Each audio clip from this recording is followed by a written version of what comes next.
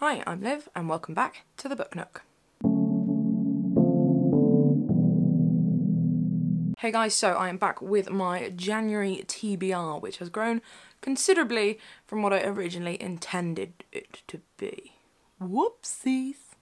So let's get stuck in with the few that I have actually already read, because I'm a completist, and if I don't do it that way, it'll make me anxious. First up is Attrib and Other Stories by Eley Williams, but you already know I've read that one and how much I love that one, and it's glorious and it's wonderful and you should read it. Then was or is both and was is Saga Volume 8. Have read that one. Very good, but felt like some bits were missing. I'll talk about it more in a wrap-up. Next up is MacLaverty's Midwinter Break. This is the Waterstones fiction book of the month, and I want to try and read like at least one of the books of the month every month, because they're usually like pretty good. So I've gone for this one this month and quite enjoyed that one, but again, we'll talk about it more in the wrap-up. Next up on the TBR is YOBB, Year of Big Books, numero uno. I am going for Stephen King's 11/22/63. At the time of filming this, I am just shy of a third of the way through already, and I'm actually really enjoying it. I'm pleasantly surprised. What just happened with my throat there? So yeah, so far so good with 11/22/63. As I say, only my second Stephen King novel ever, definitely the biggest. Only other one I've read is Carrie. I'm not too interested in sort of some of his more horror ones, but this one, bit of time travel, bit of politics in there as well. Finding it really, really enjoyable so far. Okay, so next up on the TBR, and I haven't got these in any order of how I'm going to read them fully. There are some that sort of need reading quicker than others, and that is because I want to try and read some more of the Costa Book Awards category winners before that's announced at the end of the month. And then I've also got the Republic of Consciousness shortlist, long list, why do I keep calling it shortlist, that I really would like to read before the shortlist is announced. And that's happening at some point in February, but I don't know when. So in case anyone's forgotten, I have already read John McGregor's Reservoir 13, so I don't need to read that one again, but the Costa ones that I want to read are In the Days of Rain by Rebecca Stott. I was going to start reading this before 11/22/63, and I did start reading a few pages, but having just read Midwinter Break, which talks a bit about religion, I was like, I'm a little bit religioned out at the moment, I'm just going to take a break. Then we have got Helen Dunmore's Inside the Wave, which is the poetry category winner, so I want to try and read that one. And then we have got Eleanor, Oliphant is Completely Fine by Gail, Honeyman, which was the first novel award winner. So yeah, I want to try and read those. I would say that I'd try and read the children's book, but let's be honest, I probably wouldn't. Not that it looks like a bad book, it's meant to be a really good book and it sounds lovely, but just not my thing. So the ones that I'm going to try and get around to from the Republic of Consciousness long list this month are David Hayden's Darker with the Lights On, Ariana Harwicz's Die My Love, and Gaudy Bauble by Isabel Waidner. One that will definitely be on my TBR, but I can't show you because I don't have it yet, is Fire and Fury by Michael Wolff, which is the sort of expose of Trump's White House, the first sort of 9 months of that. It is technically out in America and in the UK because it's been brought forward a little bit, but not all shops and all stores have got it. Our branch of Waterstones are due to get them early next week, so probably Tuesday, and I have 5 days off work from the Wednesday, so gonna be reading that one. One more that I do want to try and get in the TBR this month as well, but will be a little bit more time dependent, is Will Dean's Dark Pines. This is one I've heard a lot about, particularly from Alice Slater and Bethany Rutter on What Page You On podcast, and I really would like to get around to this one. I had bought a copy at work and was going to make it my first book of 2018, but then I'd left it at work. So you may remember from my 2018 reading guidelines video that I said, as well as reading a big book every month, YOBB, I also want to read one translated fiction, one short fiction, and one poetry collection each month. And with the books that I want to read for these various prizes, that actually works out quite nicely, because Helen Dunmore can be my poetry, Ariana Harwicz's Die My Love can be my translated fiction, and David Hayden's Darker with the Lights On can be my short fiction. I didn't quite say that I wanted to read one non-fiction book a month as well, but that would be the hope. So I've got In the Days of Rain, and we'll of course have Fire and Fury to add to that as well. So yeah, that is my January TBR minus the ones that I have already read that were on my TBR, so let's see how it goes.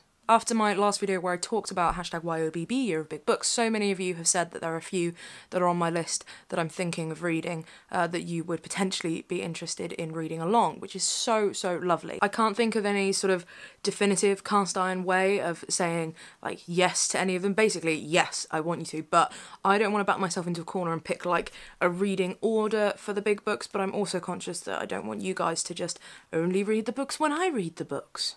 But essentially, if you do want to join in, I will post when I'm starting the next YOBB, and if you want to join in and read along with me and do a sort of buddy read, unofficial buddy read, as soon as I say that I've started reading it, just drop me a line and we'll set something up. I don't really know how buddy reads work anyway, I've never done one before. I'm guessing it's just that we both read them and then talk about them. But as I say, I don't want to be too prescriptive with the order and choosing what I'm going to read, but I also don't want people just to be waiting around and only reading when I read them, you know, because that's just mean and I'm not that special. As I said in my 2018 reading video, I don't want these TBRs to be prescriptive. I'm using that word twice today. That's interesting. I don't want it to be too rigid. I don't want it to be that I can only read those books and I cannot read any others and I must read all of those books. I just want it to be a kind of, this is what I would like to get around to this month, because as I said in my last video, I have so many unread books and there are going to be lots of new ones coming out that I want, and that's what my next video is going to be. There are so many on my shelves that I want to read that unless I give myself a little bit of structure, I may end up just faffing around. On a couple of occasions last year, I realised I'd spent more time choosing a book in a day than actually reading, which is just mad. So I figure if at the beginning of each month I can just have a little look as the kinds of books I would like to read, then that gives me some structure and something to choose from if I'm really stuck with something to read. When it comes to things like the Republic of Consciousness Prize as well, I may swap these 3 ones out for another 3. Because 2 of them are quite short books, I may be able to nudge another couple in there as well. A lot of it is going to depend on how I get on with my big books each month. I think months where there are prizes that I want to read for are going to be different to other months. But there are probably, just thinking about it off the top of my head, there are probably more months with prizes where I want to read some or all of the books than there are months without prizes. And it's something I've been thinking about in terms of, I don't want to become someone who reads prize shortlists and long lists just because they are prize shortlists and long lists. But I do always tend to sort of gravitate towards them and end up wanting to read them. I don't know why. And I think, especially last year, some of the shortlists and the long lists, there were some surprises on there in terms of books that I wouldn't have read otherwise, but there were also some surprises in there, as in, it really doesn't float my boat, and then I read them and I was like, that's kind of like a wasted book for the year. That feels mean. So I'm conscious that I don't want to be too beholden to prizes. I know I'm saying all this, and then I've also said in this video that I want to read the Costas and the Republic of Consciousness, but the Republic of Consciousness one I wanted to read from when I heard about it last year when the long list was released, and they seem like my kind of books, and as I've stated, if I don't read them all by the shortlist, that's fine. I will then read the shortlisted ones before the winner is announced, and then the rest I will read at some point throughout the year. The Costas, for me, is a little bit different because there's only 5 books on the list.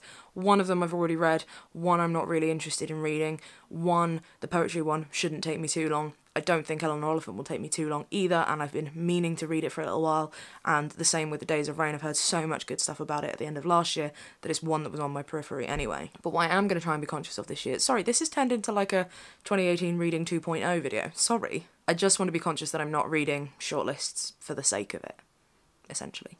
But hey, if any big books come out and get shortlisted, I'm on it. Another one I do want to mention, but isn't really a TBR because that's not how cookbooks work, is Anna Jones, A Modern Way to Eat? Cook? Oh, which one is it? Which one is it? Cook. Modern Way to Cook. That is one of the cookery books I'm using for inspiration during #CookJan, which is something set up by Alice Slater at Smoking Tofu, which is basically just about making January a food month that's not a punishment food month. You have all this joyous kind of focus on food in the run up to Christmas, and then a lot of the time you hit January and it's all this, oh, eat healthy crap, and it's not. Then January becomes a punishment month, so it's a kind of move away from that. I myself am using it as a kind of a balancing sort of tool for me, because I do always fall into that trap of using the new year to kind of reset yourself and think about doing things anew and what have you, but I don't want it to be a punishment month. So I'm just using it as a bit of a balance to cook meals that are inherently healthier than I would normally eat because they've got vegetables in, and just something that's tasty and wholesome and makes me feel happy. I've tried one of the recipes so far, and I actually had it 2 nights in a row because A, it was really yummy, and B, I had exactly half ingredients. And I've picked another 2 for the next couple of nights. I can't remember what they are now though, but they're yummy, I hope. And I will also probably be using a bit of Nigel Slater as well. So if CookJan is something that you want to get involved in, or you just want to find out a bit more about it, just have a little look at Alice Slater's Twitter profile at Smoking Tofu, no G, I'll link that down below, and I think she's got CookJan sort of pinned as her first tweet with a little bit of info about it, so get stuck in because it's yummy. So yeah, that's my January TBR, a little bit bigger than I expected, but 11 books of the month's doable, right? No silly whoops face, there's no pressure, that's the point, it's a no pressure TBR. Yeah, maybe I'll start calling these an MP TBR, no pressure TBR. It's not very catchy. I'm off to go and buy some ingredients for tonight's Cook Jan meal, and I'm also just going to go and check on Gomez. For those of you who haven't seen on sort of Twitter and Instagram, I came home last night and my dad had called me on my way home to say, look, he came in earlier and there was a little bit of blood, he's done something to his paw, have a look at it when you get home. And I was like, okay. And I came in the front door and Gomez came towards me and there were like big red footprints as he came up to me. He'd just got out of his basket. Big red footprints.